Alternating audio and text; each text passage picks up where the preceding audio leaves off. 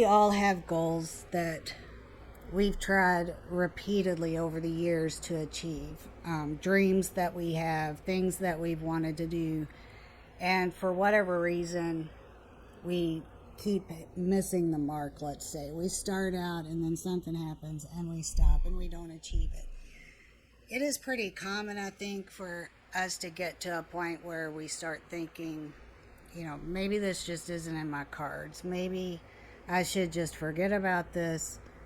Maybe it's just not meant to be. So I want to bring up an interesting concept that was in a book called The Third Day by Dre Baldwin. And I think there was a corresponding video that I watched around the same time that I got the book. So this concept may have been actually from the video. I can't remember, but it has stuck with me for a long time because it's good. The thing is, he says, how do you know if a dream or a goal is really something that you should keep working for, even if you have failed in the past? Or how do you know if something is just a pipe dream and not a realistic goal? How do you know if something is just never going to happen? And he says the biggest difference, or the way that you answer that question, is this a pipe dream or is this a true goal? The only difference between the two is how the story ends. Sure, you may have started several times and maybe life got in the way, but how the story ends is really the critical point. How the story ends is how you will know if you have a true, realistic, fulfilling dream and goal versus something that's never going to happen. And I think that when we think about our life story, when we think about our life as a series of chapters, how the story ends means that that's still something in your control. And the way that I like to think about it is, if I have a dream or a goal inside of me, and I have them too, that I've tried and it's just not happened for me, I can't seem to get it right. The thing is if that dream is still alive inside of me, and if I still keep coming back to the same goal, the same desire, then that tells me there's still a story there that wants to be written. There is still a story there that I still have the pen, and I can write the story and change the ending from all the ways that I've tried to do it before. I can create a new ending and do it now. There's also, and I have some suggestions for you here in just a second, but I want to bring in, I also have found some research that I haven't had a chance to actually validate it, so bear with me if it isn't 100% spot on, but basically it's just a real quick chart, and she took if you have a 50% chance of success and a 50% chance of failure, and each time you do that and you increase your chances of success incrementally based on the number of attempts. In other words, the second time you attempt something, you know a little bit more about it, and you should be able to do a little bit better than the last time. And according to these statistics, if it's just a 50%, then it would only take 7 attempts before you get to like a 99% success rate. 7 attempts. Now, that doesn't sound like very many. How many times have we, gone on diets or tried to start drinking more water in a day, or tried any kind of new routine or habit? 7 attempts isn't that much.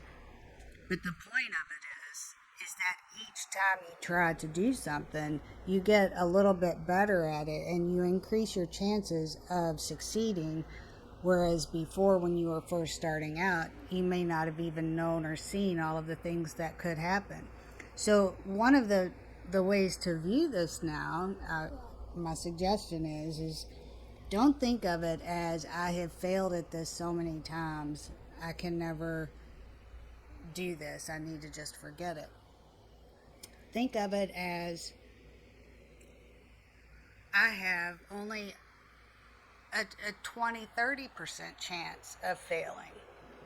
I have tried so many times that now my statistical chance of succeeding is way higher.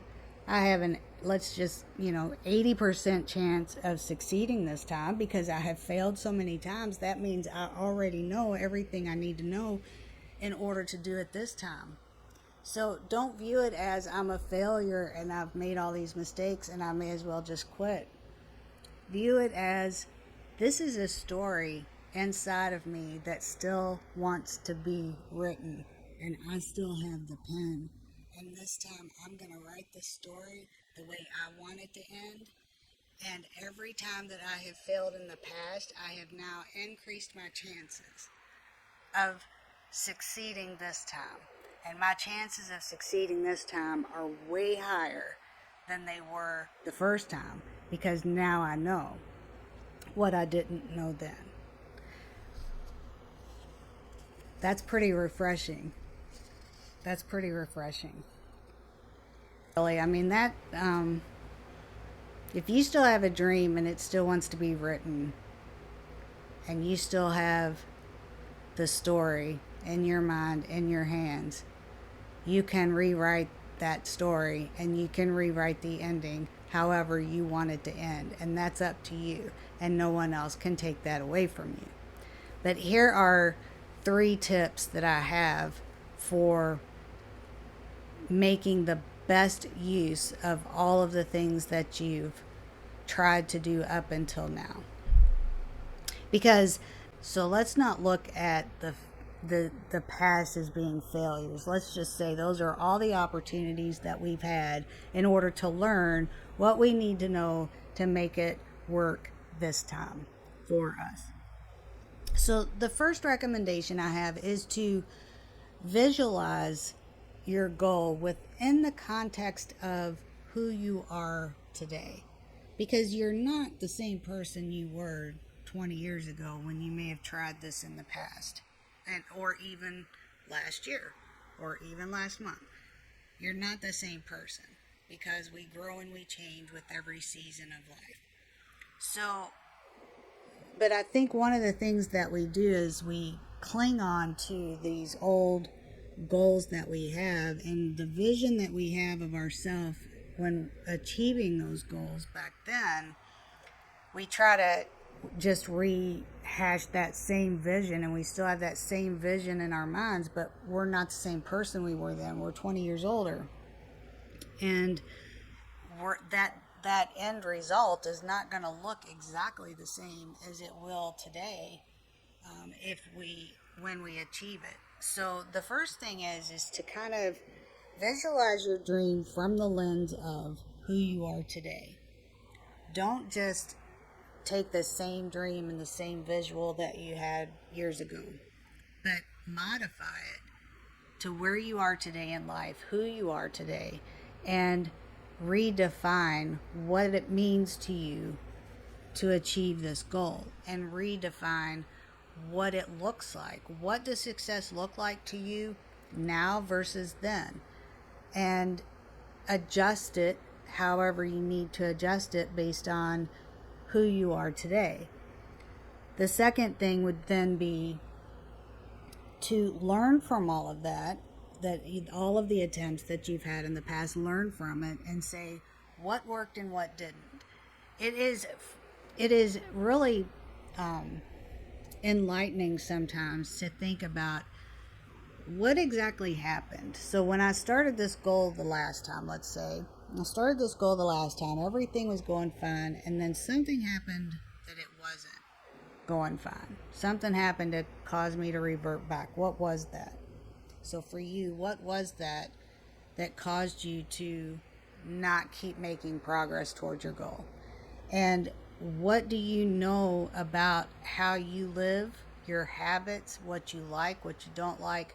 What do you know about yourself that you know you have to have certain characteristics or certain things for success, and you know that there are going to be certain triggers and warning signs and events or people that are going to cause you to fall off your game or go off your game. So if you know that, and you today you have the value, like I said, all those attempts before, those were just learning attempts and practice. You can learn from all of that.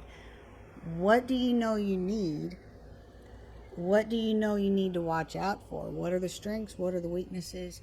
So now you have a new vision of this goal that is more, say, appropriate for who you are today.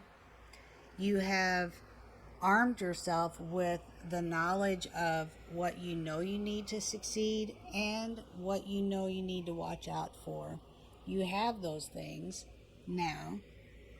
And so the third thing then would be to kind of put all that together and recreate a plan. Don't just pick up and rehash the same old plan that you tried before. Create a new plan based on where you are today, who you are today, what that new vision is for you, and what you know you need, and what you know works for you, and what you know don't work for you or doesn't work for you, and create a new plan based on that. So, what's your story?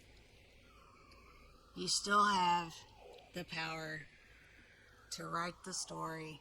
If you have a dream inside of you, there's a story that wants to be written, and you have the power to write that story, and you have the power to make that story end however you want it to end. So don't lose hope. Have a good day.